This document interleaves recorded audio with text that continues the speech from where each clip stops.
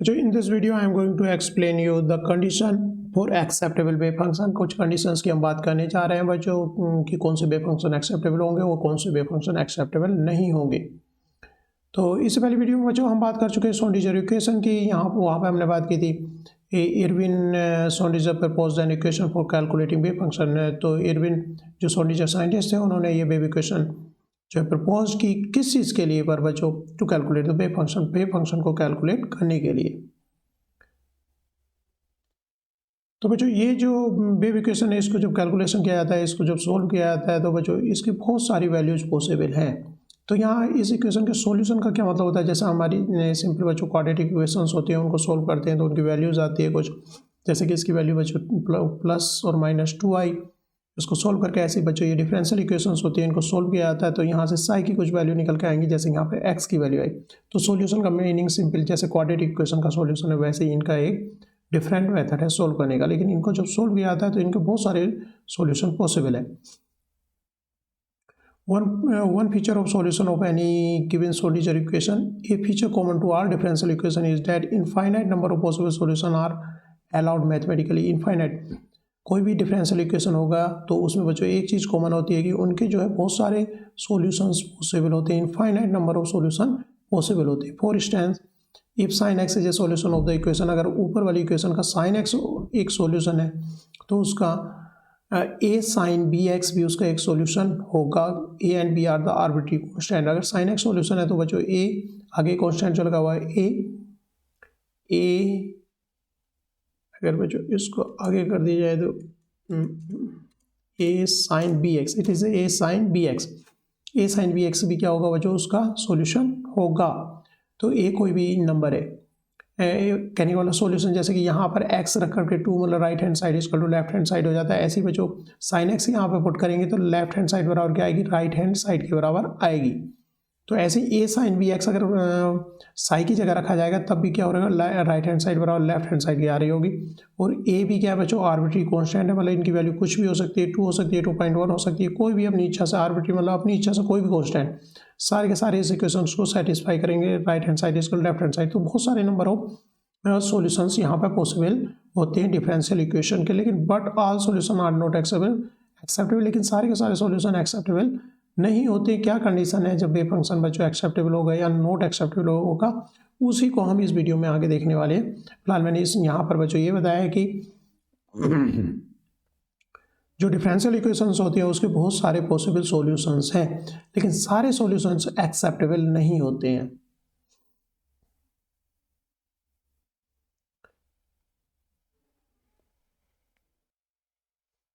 A Schrodinger equation itself also implies some mathematical restriction on the type of function that will occur because it is second order differential equation। बच्चों ये equation ही अपने ऊपर कुछ restrictions mathematically जो है बच्चों impose कर रही है कि सारे सॉल्यूशंस एक्सेप्टेबल नहीं है। क्या कंडीशन, कौन सी वैल्यू जो साई की जो है बच्चों एक्सेप्टेबल होंगी। The second derivative psi must be well defined if the equation is to be applicable everywhere. तो यहाँ पर हम कह रहे हैं कि साई जो है बच्चों वेल डिफाइंड होना चाहिए। Differential equation second derivative well defined होना चाहिए। अगर ये इक्वेशन हम एवरीवेयर जिस सिस्टम पे अप्लाई करना चाह रहे हैं उसमें सब जगह अगर एप्लीकेबल हो तो ये क्या होना चाहिए बच्चों, वेल डिफाइंड होना चाहिए। We take the second derivative function only with the continuous. अगर वेव फंक्शन बच्चों कंटिन्यूअस है तभी हम उसका सेकेंड डेरिवेटिव ले पाएंगे, अगर वो कंटिन्यूअस नहीं है तो उसका सेकेंड डेरिवेटिव नहीं लिया जा सकता, वेल डिफाइंड सेकेंड डेरिवेटिव नहीं होगा वो। And it's first derivative it's slope is continuous. और फर्स्ट डेरिवेटिव क्या होना चाहिए, उसका जो स्लोप होता है फर्स्ट डेरिवेटिव कंटिन्यूअस होना चाहिए। तो बच्चों पहले हम समझ लेते हैं फर्स्ट डेरिवेटिव और सेकेंड डेरिवेटिव, जैसा कि हमने प्रीवियस वीडियो में देखा था कि हम इस किसको बोलते हैं। तो बच्चों फर्स्ट डेरिवेटिव जो है dy अपॉन dx क्या कहलाता है बच्चों, स्लोप कहलाता है। और सेकेंड डेरिवेटिव जो है बच्चों किस स्लोप किस तरह से चेंज हो रहा है एक्स के हिसाब में, तो इसको क्या बोला था हमने, कर्वेचर बोला था। तो बच्चों यहाँ पर फर्स्ट डेरिवेटिव क्या है, y का dy अपॉन dx है जो कि क्या होता है, स्लोप होता है। और सेकेंड डेरिवेटिव क्या होता है बच्चों, कर्वेचर होता है। अगर हमारा जो है बच्चों स्लोप कंटिन्यूअस होगा तभी उसका सेकेंड डेरिवेटिव बच्चों फाइनाइट होगा, क्योंकि सेकेंड डेरिवेटिव जो स्लोप का क्या है, डिफरेंशिएशन है फर्दर। तो यहाँ पर कंडीशन ये इम्पोज हो जाती है, अगर स्लोप कंटिन्यूअस है तभी जो है उसका सेकेंड डेरिवेटिव क्या आएगा बच्चों, जो है फाइनाइट आएगा, अदर इनफाइनाइट हो जाएगा अदरवाइज। तो बच्चों यहाँ पर हम क्या कह रहे थे,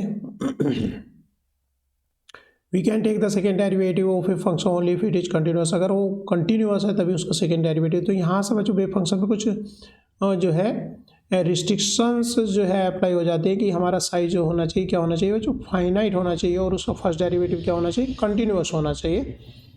इस तरह से नहीं होना चाहिए जैसे कि यहाँ पे बच्चों स्लोप जो एकदम से चेंजेस हुआ है, इस तरह से ये जो फाइनाइट नहीं है, कंटिन्यूस नहीं स्लोप। यहाँ पे स्लोप, यहाँ पे इस पॉइंट पर करोगे, इधर स्लोप करोगे तो कुछ और है, और यहाँ पे करोगे तो स्लोप की वैल्यू जो बच्चों पॉजिटिव हो गई, इधर स्लोप क्या है, नेगेटिव है। तो एकदम से इस तरह से स्लोप चेंज नहीं होना चाहिए। तो बच्चों यहाँ पर कंडीशंस देखते हैं क्या क्या कंडीशंस होती है जो बोर्न इंटरप्रिटेशन से आई हैं। तो वेव फंक्शन को कुछ कंडीशंस है एक्सेप्टेबल होने के लिए, ये फॉलोइंग कंडीशन बच्चों कंडीशन सेटिस्फाई होनी चाहिए। और कौन सी कंडीशन देखते हैं बच्चों, it must be single valued. कोई भी वेव फंक्शन जो है साइज जो बच्चों क्या होना चाहिए, सिंगल वैल्यूड होना चाहिए। अदरवाइज उसका मीनिंग क्या होगा, there can not be more than one probability density at each point. एक से ज़्यादा बच्चों प्रोबेबिलिटी नहीं, तो उसका मीनिंग क्या हो जाएगा, क्योंकि साइज जो है बच्चों सिंगल वैल्यूड नहीं होगा। तो साइज स्क्वायर क्या होता है बच्चों, प्रोबेबिलिटी डेंसिटी, जैसा पिछली वीडियो में हम देख ही चुके हैं। तो उसका मतलब हो जाएगा एक ही पॉइंट पर एक से ज़्यादा प्रोबेबिलिटी डेंसिटी। जैसे बच्चों एक्स कोऑर्डिनेट के साथ में ये वेव फंक्शन साई का ग्राफ है, तो एक पर्टिकुलर एक्स पर देख पा रहे हैं ये जो वेव फंक्शन है इसकी 3 वैल्यूज़ हैं जो कि एक्सेप्टेबल नहीं है, क्योंकि इस चीज़ का मतलब हो जाएगा एक ही पॉइंट पर बच्चों एक से ज़्यादा प्रोबेबिलिटी है। मान लिया 40% भी प्रोबेबिलिटी है, 30% भी, ऐसा कैसा फिजिकली पॉसिबल है। एक पर्टिकुलर पॉइंट पर तो एक ही प्रोबेबिलिटी रहेगी उसकी, या तो जो भी है। तो इससे बच्चों यहाँ पर फिजिकली मीनिंग की वजह से क्या है, it must be single valued. Wave function कैसा होना चाहिए, सिंगल वैल्यूड होना चाहिए। There can not be more than one probability density at each point. किसी भी पॉइंट पर उसकी एक से ज़्यादा प्रोबेबिलिटी नहीं हो सकती। तो पहला कंडीशन तो यही है कि सिंगल वैल्यूड होना चाहिए।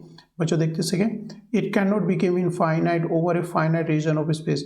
किसी पर्टिकुलर रीजन में बच्चों उसकी वैल्यू इनफाइनाइट नहीं हो सकती, क्योंकि the total probability of finding particle in a region can not exceed 1। क्योंकि बच्चों जो अगर इनफाइनाइट हो गया, साई इनफाइनाइट हो गया, तो उसका स्क्वायर क्या होती है, प्रोबेबिलिटी होती है। और प्रोबेबिलिटी का स्केल तो हम कहते हैं 0 से 1 तक चलता है। जैसे कि बच्चों परसेंटेज 100 तक चलती है, वैसे प्रोबेबिलिटी क्या चलती है बच्चों, 0 से 1 तक चलती है। तो इसकी वैल्यू इनफाइनाइट किसी पर्टिकुलर स्पेस में, फाइनाइट रीजन में इन्फिनिटिव नहीं हो सकती। तो ये सेकेंड कंडीशन है।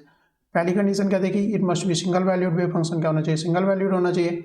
सेकेंड कंडीशन क्या देखी बच्चों हमने, it can not become infinite over finite region. किसी पर्टिकुलर रीजन में वो इनफाइनाइट वेव फंक्शन नहीं हो सकता। नेक्स्ट बच्चों थर्ड और फोर्थ प्रोबेबिलिटी देखते हैं बच्चों क्या कंडीशंस हैं। The wave function is continuous everywhere. Wave function क्या होना चाहिए, कंटिन्यूस होना चाहिए। ये चीज़ मैं पहले जो बच्चों इस वीडियो में एक्सप्लेन कर चुका हूँ। और it has a continuous slope, और स्लोप क्या होना चाहिए, कंटिन्यूस होना चाहिए, क्योंकि ये सेकेंड डेरिवेटिव इक्वेशन से वहाँ पे हम बात कर चुके हैं इसकी। तो वेव फंक्शन कंटिन्यूस होगा तभी कंटिन्यूस स्लोप होगा, इससे सेकेंड डेरिवेटिव तभी फाइनाइट भी हो पाएगा। तो ये बच्चों 4 कंडीशंस हैं। तो ये वेव फंक्शन जो बच्चों एक्सेप्टेबल नहीं है, अनएक्सेप्टेबल, क्योंकि यहाँ पर क्या है बच्चों एकदम से अब्रप्टली चेंजेस हुआ है। Unacceptable because it is not continuous. ये वेव फंक्शन क्या है, कंटिन्यूस नहीं, यहाँ पर एंड हुआ फिर यहाँ से स्टार्ट हो गया। बच्चों ये क्यों नहीं एक्सेप्टेबल है, unacceptable because it's slope is discontinuous. क्योंकि इसका स्लोप क्या है बच्चों, डिसकंटिन्यूस है। यहाँ पर डिफरेंट है, तो एकदम इसी पॉइंट पर 2 स्लोप्स आ पा रहे हैं, तो कंटिन्यूस स्लोप नहीं रहा। एक ही पॉइंट पर 2 स्लोप, इधर से और इधर से, इसलिए बच्चों ये डिसकंटिन्यूस स्लोप है। जबकि स्लोप क्या होना चाहिए बच्चों, कंटिन्यूस होना चाहिए। तो 4 कौन सी साई बच्चों एक्सेप्टेबल की क्या क्या कंडीशन देखी हमने, Sai must be continuous. Sai क्या होना चाहिए, कंटिन्यूस होना चाहिए, हैव ए कंटिन्यूस स्लोप, और उसका स्लोप क्या होना चाहिए, कंटिन्यूस होना चाहिए, सिंगल वैल्यूड होना चाहिए, एंड बी स्क्वायर इंट्रीगेबल, और उसका जो स्क्वायर है इंट्रीगेबल हो।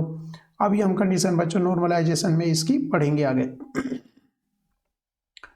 And acceptable wave function can not B zero everywhere. बच्चों एक्सेप्टेबल वेव फंक्शन जीरो नहीं हो सकता, क्योंकि because the particle it describe must somewhere. क्योंकि पार्टिकल जो है बच्चों कहीं ना कहीं तो होगा ही, तो उसका वेव फंक्शन जीरो नहीं हो सकता। क्योंकि फिजिकली उसका मीनिंग होगा कि पार्टिकल कहीं नहीं है, लेकिन हम जब स्टडी करें तो पार्टिकल कहीं तो है।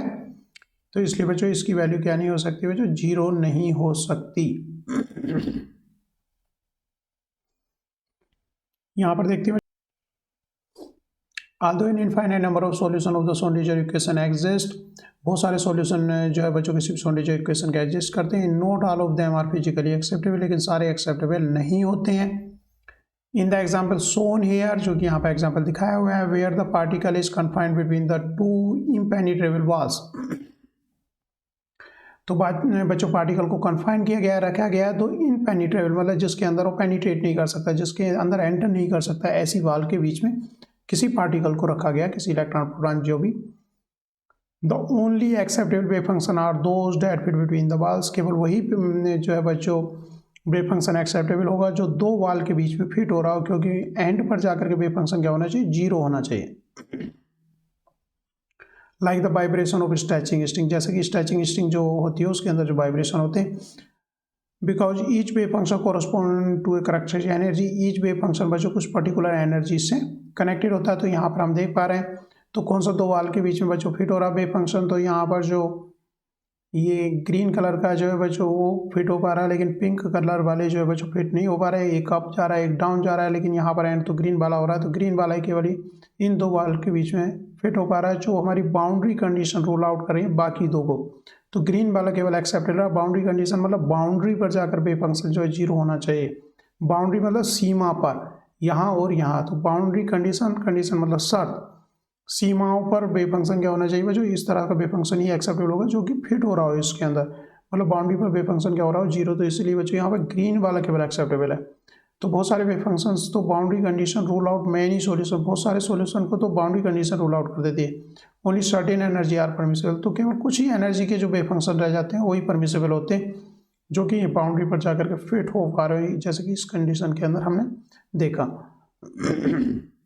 तो बच्चों एक क्वेश्चन देखते हैं, यहाँ पर कुछ वेव फंक्शंस दिखे हुए हैं। Indicate which of the following wave function acceptable wave function है। एक्स कोऑर्डिनेट बच्चों minus x plus x very कर रहा है, तो जो फाइनाइट रहेंगे एक्स इन्फिनिटी पे वही एक्सेप्टेबल होंगे। अगर जो एक्स इन्फिनिटी रखा होगा इन्फिनिटिव हो जाएंगे तो एक्सेप्टेबल नहीं होगा, क्योंकि पार्टिकल जैसे किसी एटम के अंदर कोई इलेक्ट्रॉन है तो किसी पर्टिकुलर डिस्टेंस तक ही बच्चों उसकी प्रोबेबिलिटी होने की, अगर हम कहने लगे इनफाइनाइट डिस्टेंस पर तो उसकी प्रोबेबिलिटी क्या होनी चाहिए बच्चों, वेव फंक्शन जीरो हो जाना चाहिए इनफाइनाइट पर। तो जो वेव फंक्शन इनफाइनाइट जाने पर अगर जीरो नहीं हो पा रहा तो एक्सेप्टेबल वेव फंक्शन नहीं होना चाहिए, होगा नहीं, क्योंकि वैल्यू जो फाई की बच्चों क्या होनी चाहिए, फाइनाइट होनी चाहिए। तो जैसे x phi equal to x, इसकी जगह पर अगर प्लस एक्स या माइनस एक्स रखेंगे तो इनफाइनाइट है, इससे पहला बच्चों नोट एक्सेप्टेबल है। तो हम यहाँ पे क्या देख रहे हैं, एक्स इक्वल टू इनफाइनाइट और minus x equal to minus infinite, तो वहाँ पर वेव फंक्शंस क्या होने चाहिए, जीरो होने चाहिए। अगर जीरो नहीं हो रहे तो वेव फंक्शन क्या है, एक्सेप्टेबल नहीं है। या तो जीरो होने चाहिए या फिर बच्चों कुछ फाइनाइट वैल्यू रहनी चाहिए हर प्लेस पर, इनफाइनाइट नहीं होना चाहिए। Five equal to sine x, अगर यहाँ पर बच्चों एक्स की कोई भी वैल्यू हम पुट करेंगे तो साइन की वैल्यूज तो हम जानते हैं +1 से -1 वेरी करती हैं, ये इनफाइनाइट की तरफ हो नहीं जाता, इसलिए सी जो ऑप्शन है बच्चों क्या है, एक्सेप्टेबल वेव फंक्शन है, क्योंकि वेव फंक्शन क्या होना चाहिए, फाइनाइट होना चाहिए, इनफाइनाइट नहीं होना चाहिए किसी कंडीशन में भी। ई की पावर एक्स की जगह हमने इनफाइनाइट रखा देखा, तो ये वेव फंक्शन क्या हो जाता है बच्चों, इनफाइनाइट में चेंज हो जाता है, जबकि ऐसा नहीं होना चाहिए। इसकी जगह पे भी अगर x equal to minus infinite रखेंगे तो इसकी वैल्यू भी क्या हो जाएगी, इनफाइनाइट हो जाएगी। तो बच्चों ये भी वेव फंक्शन एक्सेप्टेबल नहीं है। तो एफ जो है वेव फंक्शन है उसकी जगह पर एक्स चाहे तो प्लस एक्स या माइनस एक्स रखा, तभी इसकी वैल्यू क्या रहेगी बच्चों, जीरो हो जाएगी वैल्यू, है ना। तो वेव फंक्शन इन्फिनिटी पे तो जीरो होना चाहिए, तो इसके लिए ये वेव फंक्शन क्या हो गया, एक्सेप्टेबल हो गया। 10x की वैल्यू बच्चों π/2 पे क्या जाती है, इनफाइनाइट, तो वेव फंक्शन की कंडीशन है बच्चों फाइनाइट होना चाहिए। और यहाँ पर एक्स इक्वल टू इनफाइनाइट रखने पर ये बाकी वेव फंक्शन क्या हो रहे थे, इनफाइनाइट हो रहे थे, इससे वेव फंक्शन एक्सेप्टेबल नहीं थे, एक्सेप्ट ऑप्शन सी, केवल सी ऑप्शन ही हमारा क्या था, एक्सेप्टेबल था।